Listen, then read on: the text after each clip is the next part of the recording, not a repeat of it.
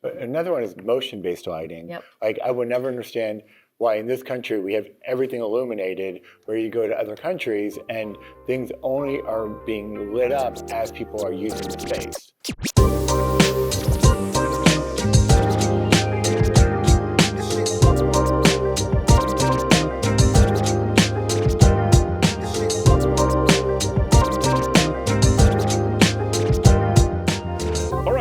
We're excited to have you here today for what is arguably, from my point of view, this is the session I've been looking forward to the most for a lot of different reasons. It's a combination of the topic itself.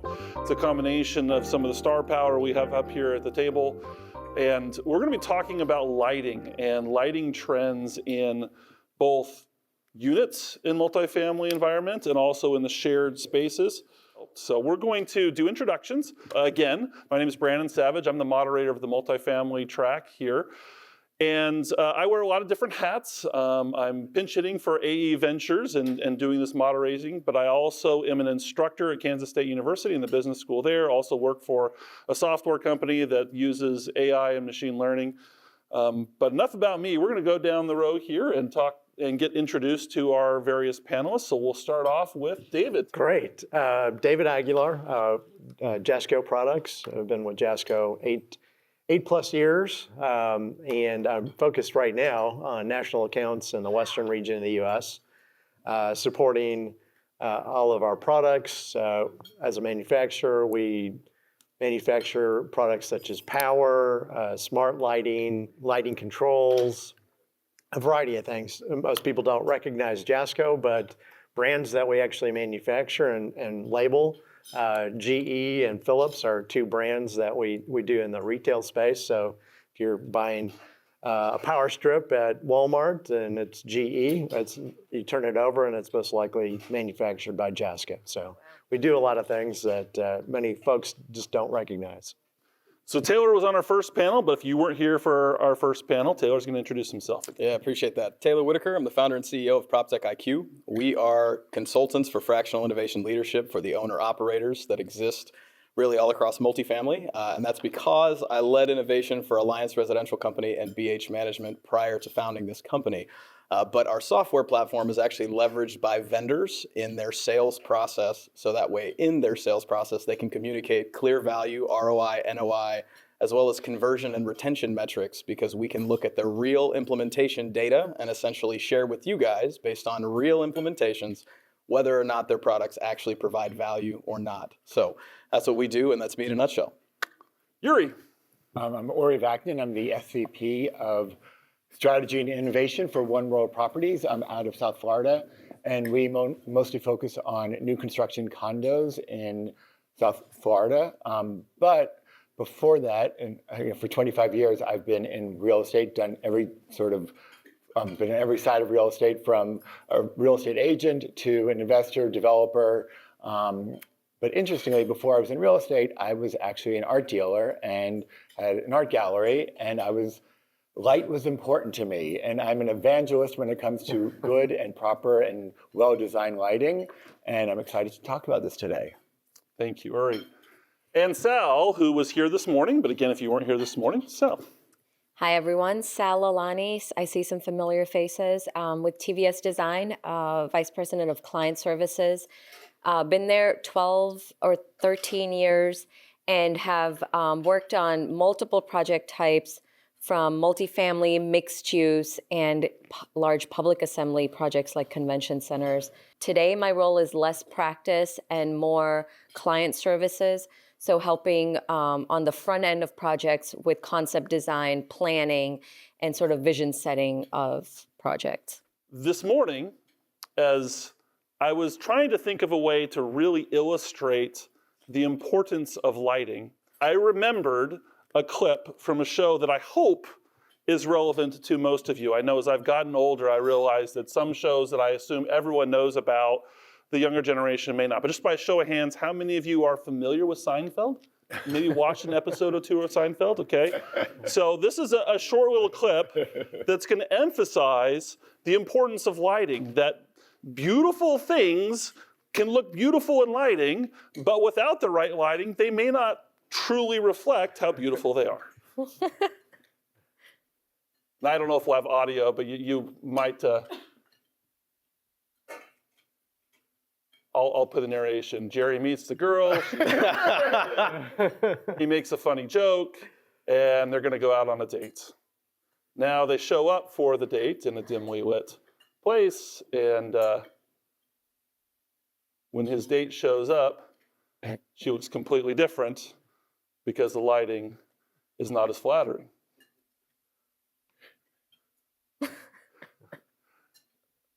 The same thing can be said about our properties, is that having them well lit allows us to be able to showcase how beautiful they are.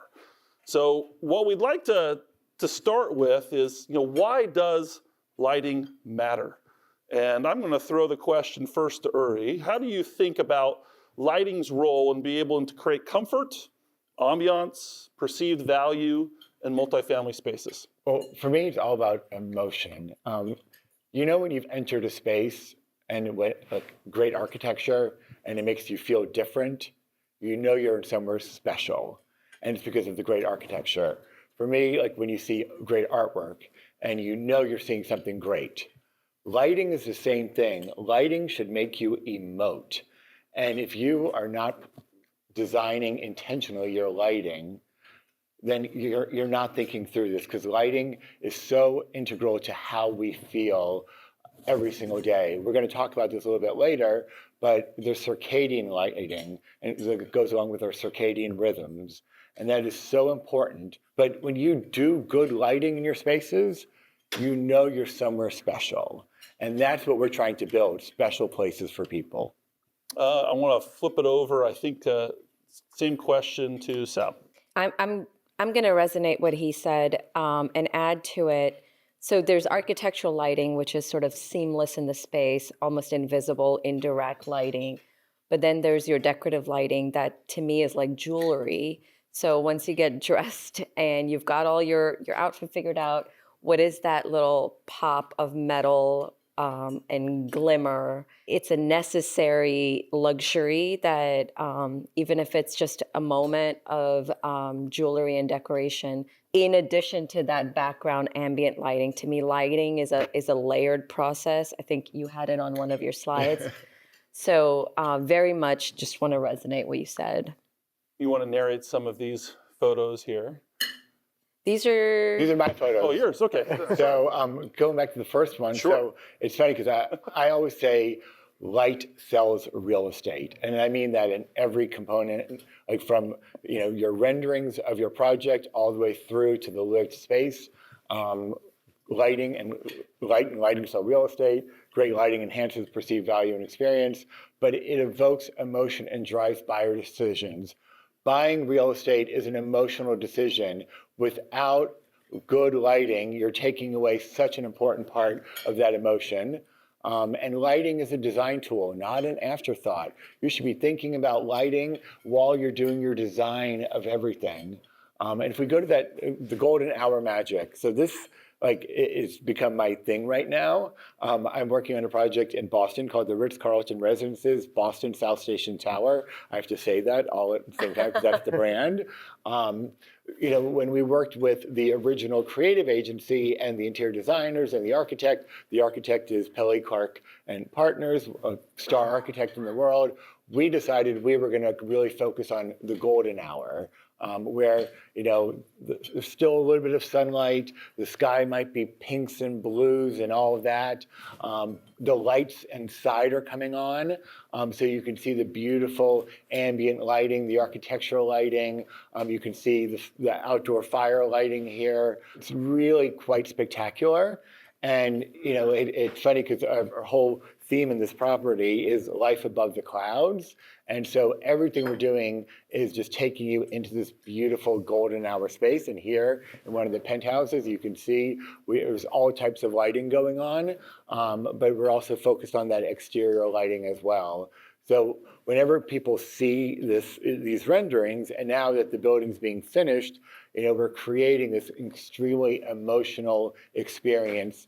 And I will say, while the architecture is spectacular, while the design is spectacular, the lighting is what really creates that emotional feeling about it.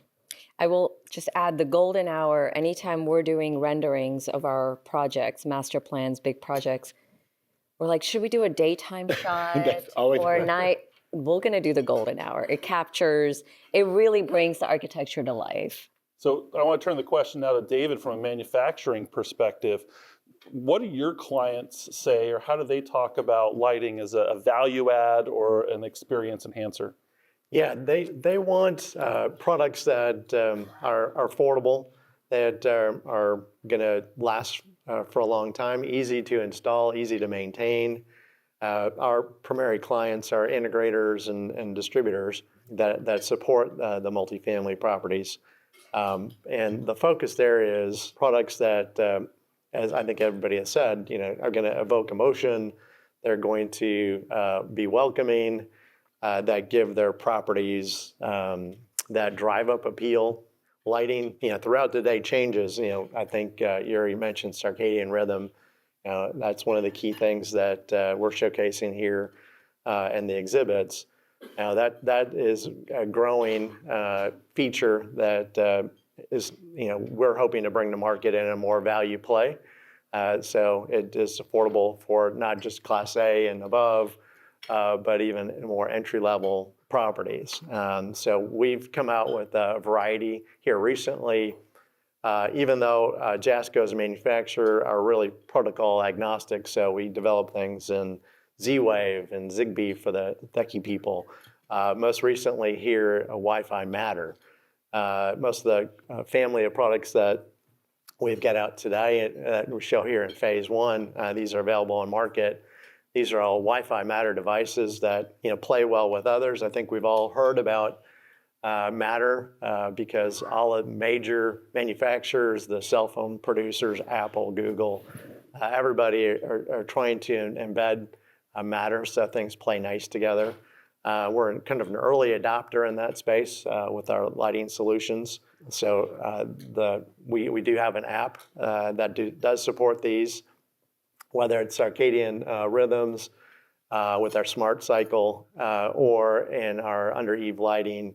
Another example would be our scheduling capability and the app. But we're all glued to our phones these days, and that's a part of the experience for the resident, and something that, as I hear more and more, is important. With the economy like it is, people are having a harder time adjusting rents. So what is more important? It's retention and having products in there that people kind of own and really facilitate that consumer retention. So I know we have a broad swath of classes here represented in the room, and so that's one of the questions that naturally will come up is, how does lighting play in the different classes? And I know this is definitely another eye chart, but just looking at some of the various features that you can potentially have with lighting on the left, different ways that the three classes can approach those and kind of where they may be right now. But there's opportunities to move up. It's not just a dollar and cents ROI play with lighting anymore, where it used to be when you were transitioning from incandescent to fluorescent and the savings from there energy-wise, and then fluorescent to LED. Those were certainly no-brainers, and if you haven't made that transition to LED, you certainly should. But if you're making that transition, there's a lot of other benefits that can come from adoption. So turn the question back to David again. How are you seeing the lighting strategy differ between the segments, and what different segments are adopting now? We're seeing more and more segments adopting lighting controls, and I think that's kind of this table stakes, is being able to turn on lights. So having that experience when you've got a resident that's coming into their apartment, that they can come into a lit apartment and have that sense of safety and security.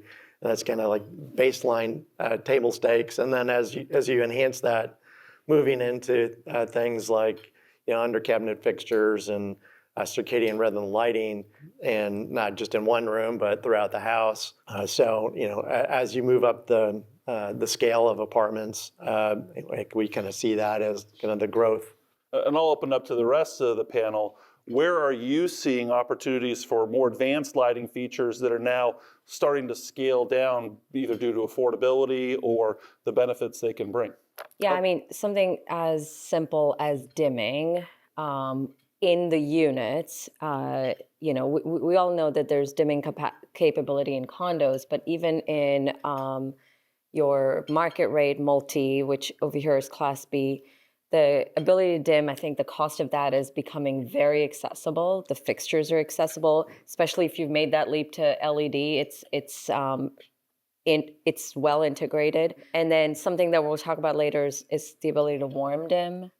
So not just the lumens, but also the color temperature. Because with bright light, if you're trying to do task work, you want more light, but you also want a whiter light. And then when you want to set the mood, you don't just want it to get dim, you want it to be warmer light. So I think that technology is becoming quite affordable. You can get a fixture for $65, and now you're like in the Home Depot range, But another one is motion-based lighting. Yep. Like, I would never understand why in this country we have everything illuminated, where you go to other countries and things only are being lit up as people are using the space. And so, like, when your hallways, we have all of our hallways are always illuminated. Yes. Why are they illuminated? I mean, granted, the cost is less now with LED, but there's still a cost to it. And so it's interesting. I went to, coming out of COVID, I got to meet with the head of strategy and innovation which is where I came up with my title from Silverstein Companies, which is the company that built the World Trade Center.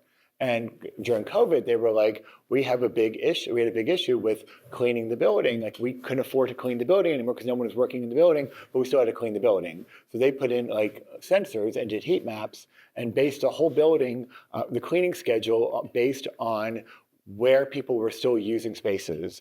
So they didn't clean certain spaces, but maybe once a month, where another space would be cleaned every single day. And that's how we should be focused on lighting as well. I was working on a project in Chapel Hill, North Carolina, which is going to be a whole massive development with 12 different buildings, but all the buildings were podiums, and because it was garage podium and then residential on top. But because it was garage, the podiums had to be for exhaust. It had to be open, and we had some sort of screening device on it.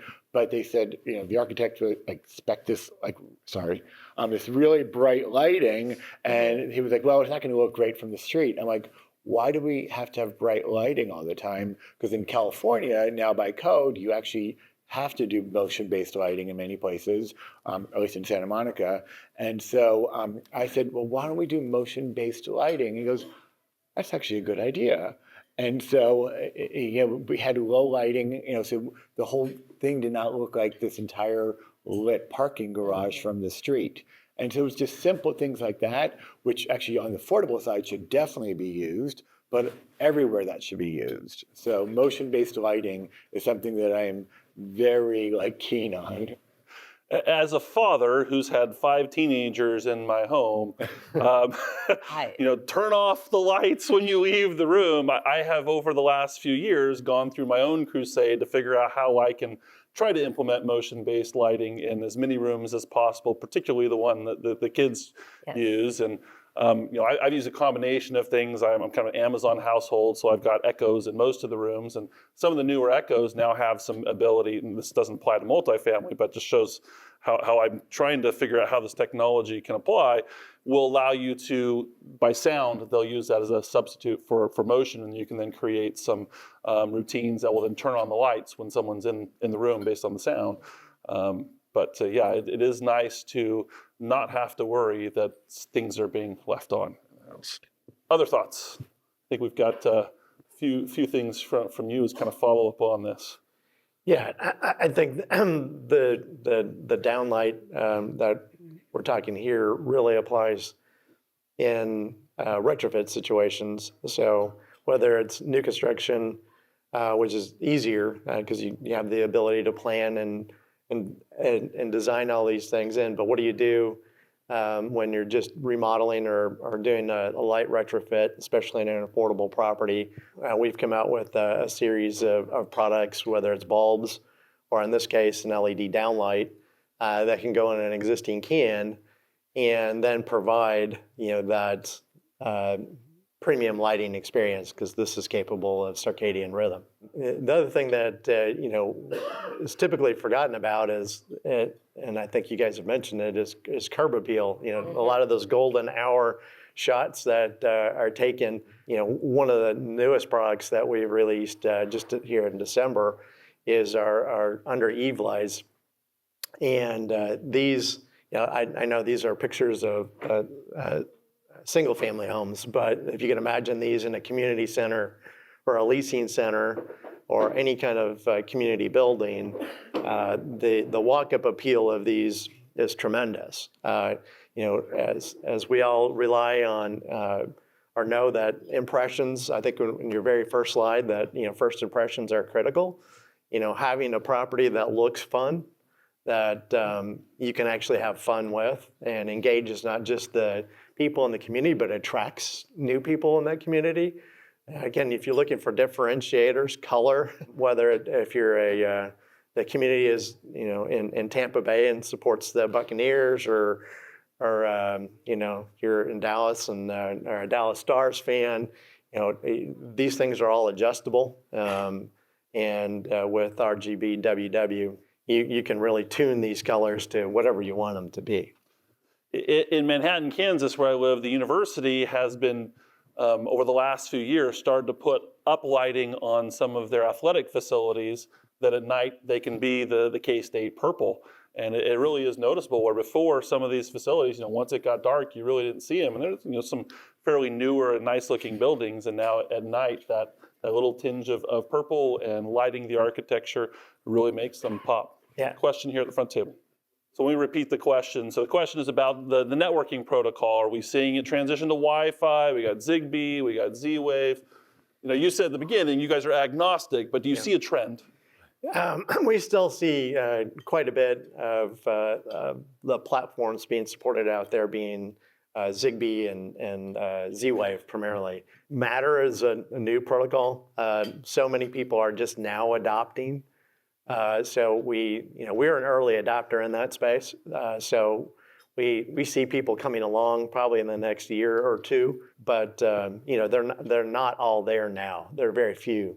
But we do see Matter devices exploding, and they're very cost effective. They provide a tremendous amount of features, and they play well with other Matter devices. So what differentiates Matter from the other protocols, for anyone who may not be familiar? I think it's really the breadth and of companies that are involved in the protocol. You've got your big tech companies are all promoting it. They're all on the Matter board, and they're all embedding it in their new devices. Cool. So it is a standard of the future. It's future to come. It's not far from now, but not everybody is there, as it takes time and engineering resources to embed that protocol and devices. Sal, I remember when we talked, especially in like convention centers and some of these larger public spaces that you design, you mentioned that it's now the trend where every light is addressable, that you can basically turn on a light without having the electric doing it, you're doing it over the air. Yes, So. and you probably can speak better to the technology of it, but it is sort of a baseline expectation in event spaces that are meant to be flexible, that every fixture, every lamp is individually addressable, even if it appears as a string or a linear fixture or something like that. And then you can program it however you want to set your moods, presets or whatever. But yes, they want each fixture to be, even if it's like wall washers on this wall are individually addressable. I'm guessing that that's a very tech-driven functionality. Yeah, and that's something that we're designing in most of the products that we've got out there, whether it's in this case we're showcasing here the under eave light. Each one of those pixels is individually addressable, so it can be whatever color you want it to be in the spectrum of colors. So you can do a tremendous amount of different things with that. that kind of lighting, whether it's, again, in a community center and more commercial space, like you said, are Shared really spaces. shared spaces need that. We initially started in that vein with our series of cafe lights that people put around pool areas or other common areas, but now these under eaves really go to another variation of that, but a very cost-effective one versus something like a soffit light. These under eave may be about half the cost of doing a traditional soffit light and provide you more flexibility and addressability, as you said. So looking at the landscape right now, and I'll address this to Sal, what lighting or control trends are you seeing gaining momentum in multifamily design, and where are operators potentially missing out on opportunities? I'll speak from a design standpoint. I think that there's a trend towards kind of streamlined lighting in multifamily spaces, especially the kitchens and bathrooms. I'm seeing a trend away from the pendant fixtures that are likely to break and are in the way and kind of look like food warmers on top of an island. Especially with many multifamily kind of studio units and efficiencies having no islands or movable islands or kind of flexible spaces. So there's a trend towards just clean, minimal track, kind of ceiling mounted that can be aimed in different directions. And then in bathrooms, that lighted mirror is doing a lot for you. You got to buy the mirror, you got to buy the lighting, you may have to buy some sort of cabinet. And so it's doing that for you. And they're so bright and so well appointed now that you can almost get rid of one of your downlights and just light your mirror, light the shower, and call it a day. This is an example of just like super minimal. We're seeing a lot of these very architectural downlights that are not necessarily just recessed cans from an acoustic standpoint and a fire safety standpoint, but they're as minimal as you can get with a surface mounted light. Less fussy, but still giving the oomph and delivering the light that you need in something like a bathroom here. But then in the common spaces, we're seeing the ability to set moods and presets. So that in the morning there's a certain vibe, and in the evening there's a certain vibe, and then if somebody's coming to use it for movie night, there's a simple preset that they press and it can transform the space.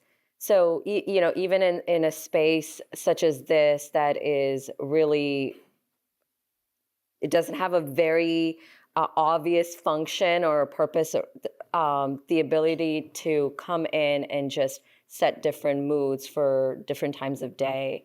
I think people are focusing more on that in the public spaces. And then on the exterior, of course, illuminating certain architectural features. In multifamily, at least from us, we've seen a trend away from like overly RGB lighting and kind of a return back to just clean, warm accent lighting. Uri, what do you see as some of the most overlooked lighting design opportunities in shared spaces? Well, I think app-based lighting, like in shared spaces, I'm thinking more for individual multifamily. Something I really want to touch on is that we have Nest thermostats, we have all this other stuff, but the lighting should be app-based as well, especially when you I do a lot of second home condominium buildings. And I think about when I was a little boy and I went on vacation with my family. And before we left for vacation, my mother would set up the whole house with all these different timers everywhere. And because she wanted to make sure that people wouldn't break into the house and it looked like the house was still being occupied, but she didn't want it to be obvious that every night the same lights were on. Wow. Set up this whole Wow. very intricate thing. But I think about that, moving forward now, I'm not going to say how many years, but many years later, and we have this very basic, simple way to do it. We are already doing, some smart technology. Why aren't we adding lights onto it? And it's not an expensive thing. When I did my own home, I did casita light switches, and my father who lives at my house, I'm in Las Vegas, my second home, I now can control my entire house is totally automated. But it's like, it's not expensive. And that's something that I think is a really missed opportunity, especially in the multifamily space, probably more in the high end and probably also maybe for second homes. But I think it's a really important thing to do right now is, app-based lighting. I mean, I don't know why people aren't doing it. And even as you're moving downstream, it seems like having app-based allows you to reduce some of the costs because you're not having to get, expensive touchscreen, controllers in shared spaces that you just have that on the app. If they've got a phone, you have a login, you share that with the staff, and they can control and set those moods without that additional expense. Well, and then the other thing in shared spaces is scene-based. There's nothing more wow than when you're showing off a property and you walk in and say, show me, light the golden hour. And the light changes. You've created something, a real wow feature. And that's not the very easy thing to do, isn't it? And so these are basic things that we can do. I'm always trying to create these wows or these memory points and these emotional connections with folks. And it's so easy to do that with lighting, and it's such a missed opportunity on every level. So we've kind of been teasing some of the circadian stuff, and as we talk about LEDs, what is this opportunity that currently is being wasted with LEDs? Well, LED, I'm going to go back to emotion again, and you said about warm lighting and back to warm lighting. LEDs, can be very cold, as you can see from the white side, all the way to very warm on the other side. And it's funny, when in a previous iteration of my life, I was with a private equity firm, and we purchased a 1,300 unit condo portfolio in Las Vegas that was in 5 different communities and went from Class B minus level condo to Class A plus. And some of it was halogen because that was cool, which in Las Vegas you should never have used halogen to begin with for heating. But the missed opportunity is really, in this opportunity, like one, it was in cost. So I had to retrofit 1,300 units and buildings, or 5 buildings, all to LED. But then what would happen would be I would set it all up. I would pick the exact spectrum of light, the warmth, the lumens, Kelvin, all of that. And then I would go back a month later or 6 months later, and my construction and my handy crew would have changed the lights for some reason. And I would have this warm light with this cold light right next to it. And it burned my eyes. I would walk in and and I would be like, I can't even look in the space. And they're like, what are you talking about? So one of the opportunities is I had to take everyone together, and everyone in the team, from the salespeople, the construction folks, the porters, and sit down with them and kind of start off with the why about lighting. Why is lighting so important? And then we would go to the how. We're not going to put this light with this light. And I would show them how the 2 different lights work together. I said, look at this. Can you tell me how this feels? They're like, well, they started using words like unbalanced, uncomfortable. And it was really powerful because I got them to see what I was seeing, and I got them to feel the way they might have been feeling, but they weren't fully aware. So then we have a slide later on, which we don't have to go to, but what I would do would be I would tell them I would set up the lighting how it should be, and then I would photograph it. So they would have a documentation of what the lighting should look like. So talking earlier about the lighting in those, in the renderings, how we created a very certain look, the golden hour, you've got to carry this concept all throughout, what you have in your website, in your renderings, what you're projecting that you're going to be showing. And then when they come into the sales gallery, it needs to reflect that. And so this is a sales gallery in Miami for a developer, Naftali Group, and amazing developer, and they know all about lighting. And so when you come into the sales gallery, this building on the left, the first, I forgot how many stories, 50 stories or something is, well, there's a parking podium, but then there's the apartment section, and then there's the condos above, but the whole thing glows. And then you can see the lighting above, the cove lighting, how that glows, and then the pinpoint lighting, and then there's a room off to the side of this model where you could see the beautiful lighting in there. And when everyone walks in, they're wowed. And 2/3 of it is because of the lighting. I mean, obviously the scale model is dramatic, maybe a bit too dramatic, but the lighting is what makes everyone want to come into this space on the right. And so you've got to take this concept throughout everything you do. It's light and lighting that sells real estate. So Sal, maybe you can tell us a little bit about the architectural design behind this. It's called layered lighting, right? Is what we're seeing here? Yeah, exactly. The idea that you're not just going to do a sea of downlights and give yourself the adequate lighting. The idea that you need to layer it with some task lighting, even in public spaces, even in shared spaces. Give people the control to calibrate the right lighting at the location that they are, so that it's not just all ambient, general illumination. That is, I think, what creates that sense of comfort and wanting to stay in a space versus just kind of immediately getting the full. It's like too much reveal all at once, right? And so being able to, maybe a light comes on when you pass something, and maybe when you sit down, you have the ability to adjust the lighting. And so this is just an example of a very, very much a shared space that has that ability to kind of layer lighting. And I think there's some more examples in here. In this one, it may not be entirely obvious. That little bar that's on the table, that's actually a light That's that they can flip on as well, even though right now they don't need it. Yeah, and it looks very architectural and minimal, but yes, exactly. But this is a rendering of, we're doing a 60-story tower in Atlanta for Rockefeller, and some preliminary renderings of that. It's just to showcase kind of, you've got that general lighting, you've got the architectural kind of cove lighting, and then you've got your, lighting that is just there to be jewelry and art, and you kind of have to hit all those flavors to have the complete effect and to get your space to light up. And then then you've got your fireplace, so that's really glowing right there. But yeah, just more renderings of that project that show what the design intent is. We'll see how it turns out. But we put this in there just to illustrate, whatever it is, the controls have to be intuitive. Otherwise, no one's going to leverage all that work that you've put in.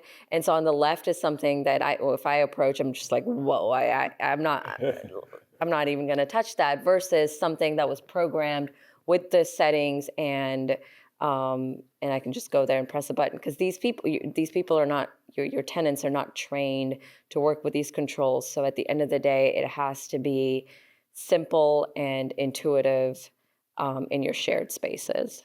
For sure. I was just about to pitch a question. I know, man. And we haven't had you a chance to speak. So It's all good. No, so I would really say, of course, lighting's very important, but it's very important to understand as well the resident experience associated with that lighting, because I can tell you, no resident, and I know you've probably heard this on every panel, no resident wants to have 7 apps to live in your community. Yeah. Right? So, if it's the difference between, okay, I can't dim a light or I can give it on-off functionality, but one's a single app experience and one is you have 7 apps, right? You definitely want to work on that resident experience, because I can tell you retention and conversion is huge when it comes to how they are actually interacting with their, just environment in general. And that's why, platform companies, not to name any of them, but I'm gonna throw several names so you guys know I work with all of them, right? They're like Smart Rent, Point Central, you name it. They all have a lot of different capabilities, not just from a thermostat perspective and from a door lock perspective, but from a lighting perspective. And there's even geofencing, where essentially if you're a resident and you're away, and as soon as you leave your apartment and it knows, because your phone, of course, has a little GPS chip in it, it can automatically turn lights off, making sure that they can save. And when they get close within a certain radius, those lights can automatically turn on. Based on just, again, kind of that environment adapting to their lifestyle. And so very much, I think it's important that you keep that a single user experience at the end of the day, and make sure that, you're not driving residents away from you because you're so focused on, okay, you have your brilliant light control, and then you have your hue light control, and then your Jasco app, and then all these different. I mean, again, you'd be like, oh crap, I need to turn on my kitchen light. Which app was that? I don't even remember. So very much, it's very important. You know, you're gonna see a return if you can really kind of meet that in the middle, find a platform that actually checks your operational needs, because you mentioned it actually with your mom. I have a lot of respect for your mom for sure. Right? She was a trendsetter. Because I will tell you, there's a lot of platforms now that are integrated with PMS solutions that when they're vacant and there is a vacant app they call it a vacant scene, if you will. As soon as that apartment's been vacant, it automatically at certain hours of the night turns on lights within that unit to ensure that there is some sort of presence, and especially on new developments as they're leasing things up. You know what I mean? That's very important, because when they're at 10% occupancy, they don't want to be showing to the world, hey, we're only at 10% occupancy, right? They want to look 80%, 90% full. And you can't very well have your site staff running around right before they get off work like, oh crap, I got to go buy 15 apartments and turn on the lights and then turn them off when I get in the morning. That stuff just doesn't work, right? So being able to leverage the automations, that single experience, making it very much an automated experience, I think at the end of the day, can bring a lot of value, not just for the resident themselves, but also, of course, the site teams and how they're managing your asset and properly marketing that asset to the market itself. So speaking of value, when you look at either the missed opportunities that properties aren't taking advantage of, or that they are taking advantage of those, how is that showing up in the data or the investment priorities of owners and operators? Oh yeah, well definitely you're seeing, you mentioned it a little bit earlier, specifically, which was some of the table stakes at this point where you can't really get certain rental increases, but it does, of course, vary depending on affordable, Class B, Class A, and of course, you would want to invest more in a Class A living experience than, of course, an affordable. But there is still a solution. You know, it's very simple that if an affordable community, for instance, has already invested in LED lighting, most of those light fixtures, if you put a smart switch in the wall, and let's say that's a Z-Wave switch that communicates with SmartRent or Point Central or Dwello or whatever they're called now, Ambient, essentially very much for a very affordable price, you can get a lot of these smart features that actually include dimming and things like that, that you don't have to spend tons and tons of money. But I definitely see the retention of the actual communities that deploy effective lighting strategies significantly higher than retention of communities that don't have it.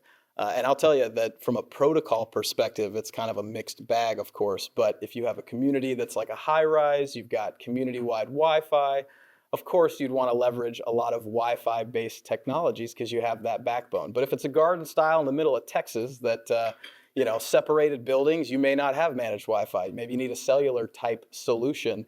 But at the end of the day, it still provides a seamless experience. That resident is much more prone to staying in that community.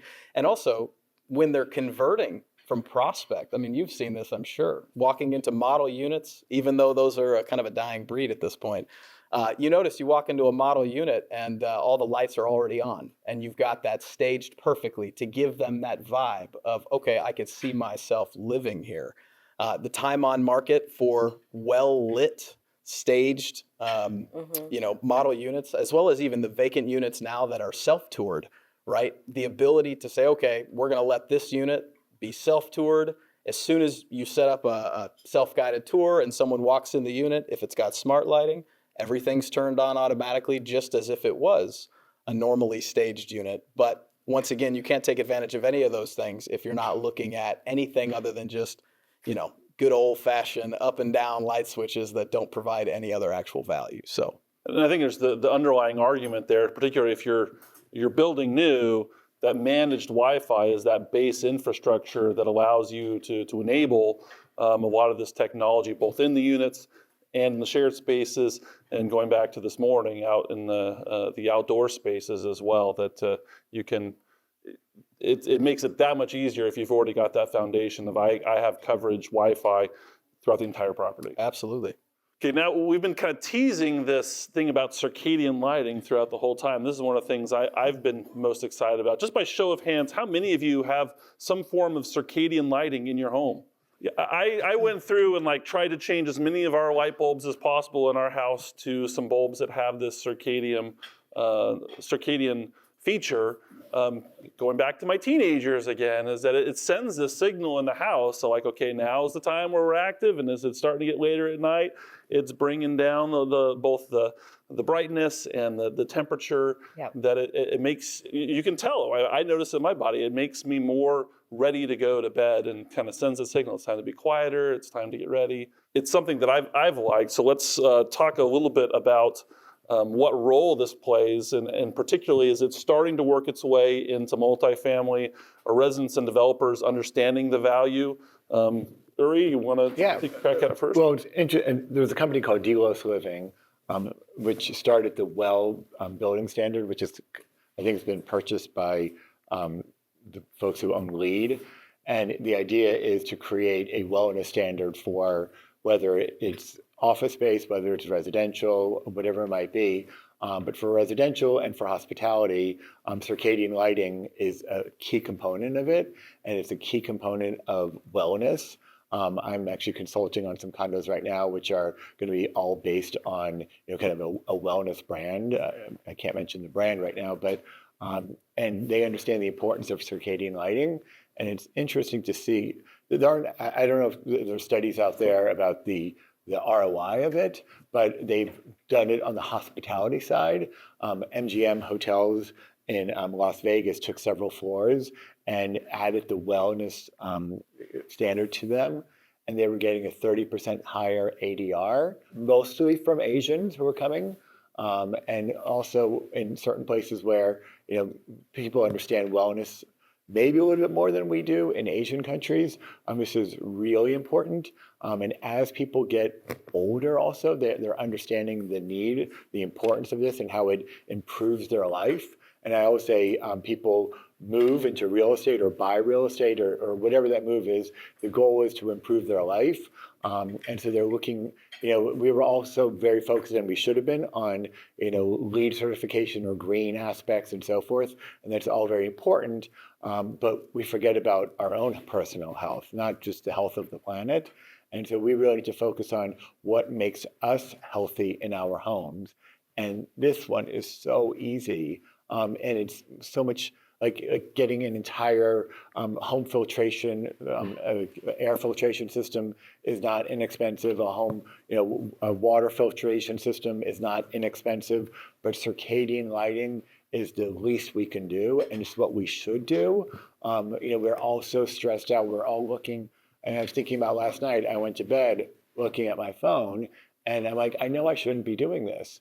But maybe if the lighting in my home were different automatically, and where this really hit me was years ago. I was working on a branded condos of the W Hotel and condos in Atlanta, Georgia, and I was walking through the guy who actually Kemper hires, who's this brilliant designer, and he came up with the whole look for W.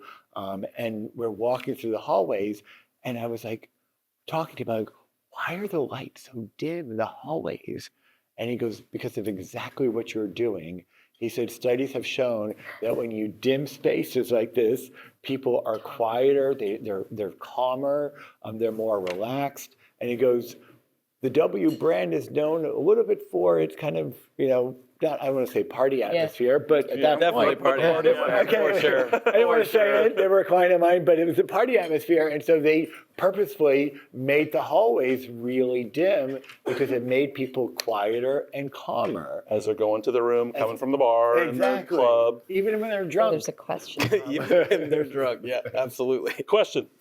I think it's a good segue. I was going to tee it up to Dave, because I know you've got a couple of slides that talk about the importance of this from your perspective.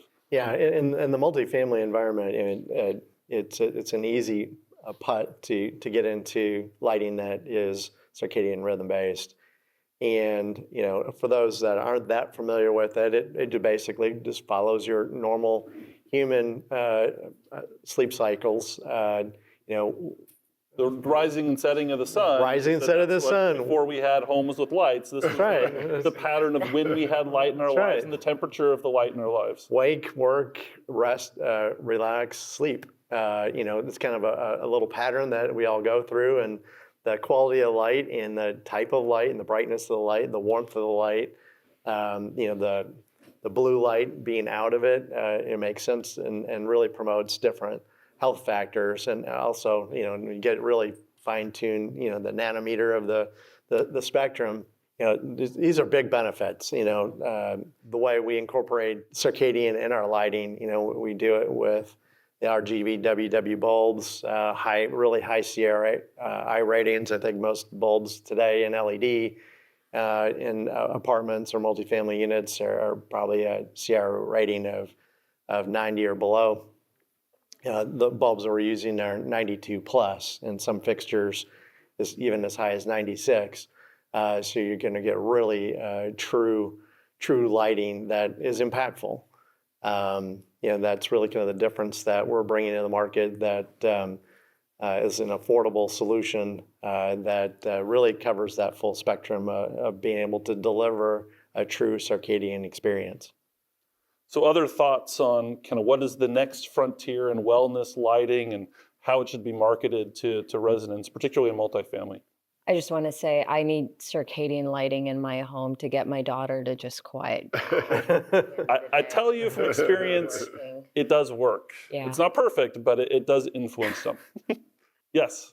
It's been slow to adopt, to be honest with you. I know most of the owner-operators out there right now, they're more focused on operational efficiencies with things like IoT and smart technology. But what's great is those are really, actually Demetrius said this really well yesterday's panel, which is that IoT networks as well. So whether it's Z-Wave, cellular-based, whether it be Wi-Fi based, those are really foundations where you can layer in other things with different improvements. So if you're retrofitting, after, let's say it's a 3 or 4 year old building and it's like, okay, we've got a little bit of capital budget. We want to deploy that effectively. Well, we've already invested in a foundation of IoT. And so now we can look at just a few devices, because while I don't believe there's ever a thing called future proofing, because of course it's always changing so fast, but I think you can be future flexible, right? And once you've got that foundation, layering on top of that, keeping it within the same experience, but just turning on an extra software function because now you've been able to invest in other types of lighting. But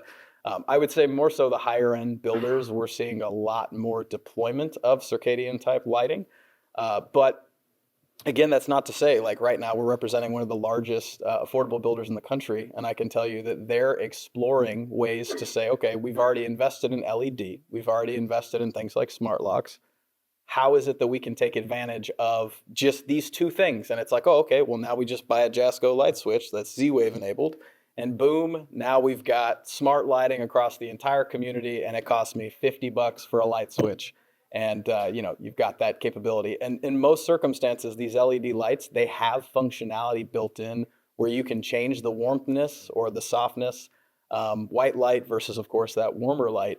But because in many circumstances you're using standard analog, switches, can't take advantage of those LED functionalities. And so very much I would just say, anytime you're making any sort of investment in lighting at all, you want to see something that, even if you're not going to use the full capability of it today, you can of course layer in something as you guys are available to do so.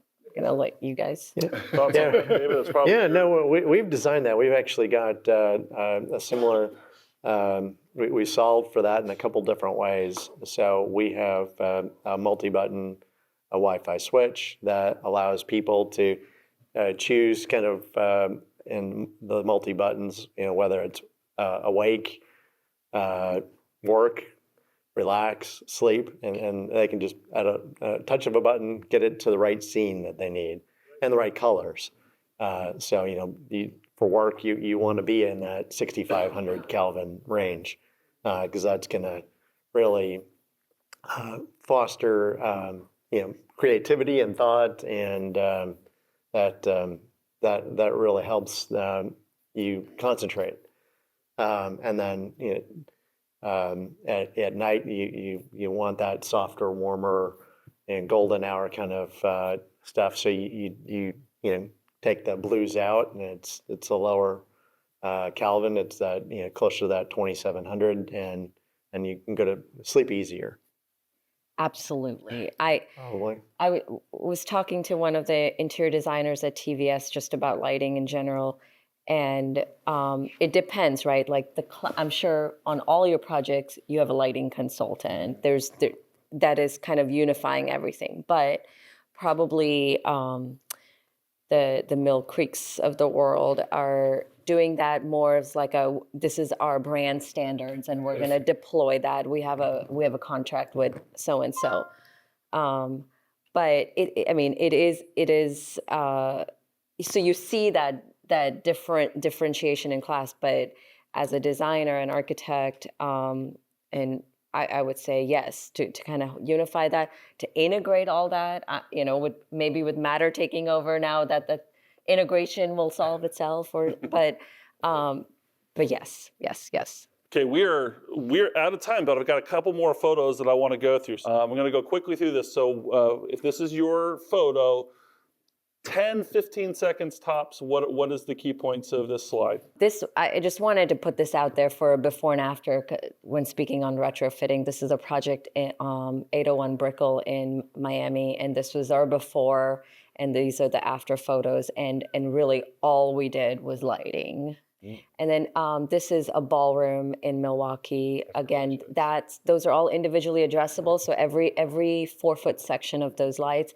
And then the next image is how that space comes to life in an event.